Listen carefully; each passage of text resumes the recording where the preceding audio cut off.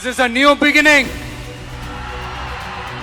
a new era of a real, secular, social justice starts now.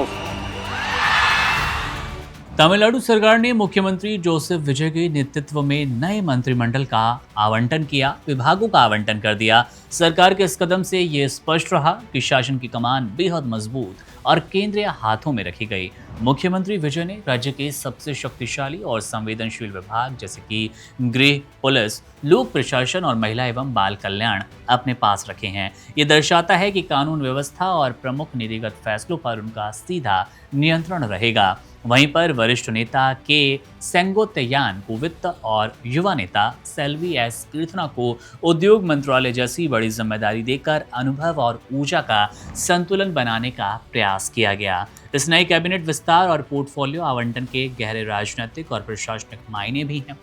मुख्यमंत्री Joseph विजय द्वारा संभाले गए विभागों की सूची ये साफ करती है कि वे राज्य के सर्वोच्च स्तर पर एक कड़े नियंत्रण वाली प्रशासनिक संरचना स्थापित करना चाहते हैं। सामान्य प्रशासन और लोक प्रशासन के जरिए पूरी नौकरशाही पर उनकी सीधी नजर रहेगी। इसके अलावा जिला राजस्व अधिकारी, विशेष कार्यक्रम कार्यान्वयन और नगर प्रशासन, शहरी एवं जलापूर्ति जैसे विभाग भी उनके पास रहेंगे। सामाजिक सरोकारों से जुड़े अहम क्षेत्रों जैसे कि युवा कल्याण, वृद्ध और दिव्यांग व्यक्तियों का कल्याण भी मुख्यमंत्री के सीधे प्रभार में रहेगा, जिससे कल्याणकारी योजनाओं की गति तेज होने की उम्मीद जताई जा रही है। मंत्रिमंडल में दूसरा सबसे महत्वपूर्ण स्तंभ रहेगा वित्त मंत्रालय का, जो कि माना भी जाता है, और इसकी जिम्मेदारी अनुभवी राजनेता के सेंगोत्तयान को सौंप दी गई। उनके पास वित्त के साथ साथ पेंशन और पेंशन भत्ते का भी प्रभार रहेगा। राज्य की राजकोषीय योजना को पटरी पर लाने, सरकारी व्यय के प्रबंधन और वित्तीय प्रशासन को सुदृढ़ करने की एक बड़ी चुनौती अब उन पर रहने वाली है। नई सरकार के बजट और आर्थिक रोड मैप को आकार देने में उनकी भूमिका सबसे अहम रहेगी। इस मंत्रिमंडल की सबसे खास बात है युवा चेहरों को बल्कि बड़ी जिम्मेदारी देना। कैबिनेट की सबसे कम उम्र की मंत्री सेल्वी एस कीर्तना को उद्योग मंत्रालय का महत्वपूर्ण पोर्टफोलियो आवंटित किया गया। उनके पास न केवल उद्योगों का प्रभार रहेगा, बल्कि राज्य में नए निवेश को आकर्षित करने के लिए निवेश प्रोत्साहन का जिम्मा उन पर रहने वाला है। औद्योगिक विकास के मोर्चे पर एक युवा चेहरे को आगे लाना, एक ऐसा फेस जो कि बहुत अनुभवी नहीं है और युवाओं में उनकी अच्छी पहुंच, अच्छी पकड़ है, ये राज्य की सरकार की और आधुनिक विकास उन्मुखी सोच को साफ तौर पर प्रदर्शित करता है। इसके अतिरिक्त ग्रामीण और बुनियादी ढांचे के लिए विकास के लिए भी अनुभवी चेहरों पर भरोसा जताया गया। एन आनंद को ग्रामीण विकास और जल संसाधन मंत्री नियुक्त किया गया।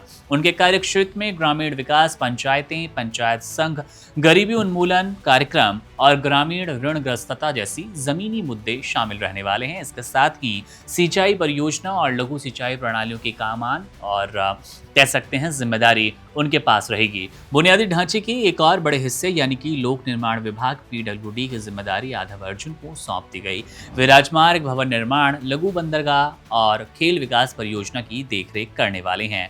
खेल अवसंरचना को बढ़ावा देने के लिए एक कह सकते हैं बड़ी जिम्मेदारी के रूप में उन्हें अब शामिल किया गया और ये इनके मुख्य एजेंडे में शामिल रहने वाला है। स्वास्थ्य और नागरिक आपूर्ति जैसे जनहित से जुड़े विभागों में भी महत्वपूर्ण नियुक्तियां की गई। डॉक्टर KG अरुणराज को स्वास्थ्य, चिकित्सा, शिक्षा और परिवार कल्याण विभाग सौंपा गया, जिन पर राज्य की स्वास्थ्य व्यवस्था को सुधारने की जिम्मेदारी रहने वाली है। वहीं पर बात करें P वेंकटरमणन को, तो इनके पास खाद्य, नागरिक आपूर्ति, उपभोक्ता संरक्षण और मूल्य नियंत्रण विभाग दिया गया है, जो कि सीधे तौर पर आम जनता के राशन और महंगाई से जुड़ने वाला है। तो ये थे वो महत्वपूर्ण विभाग जो कि अब तमिलनाडु सरकार, विजय सरकार में आवंटित किए गए हैं, जिम्मेदारी दी गई है।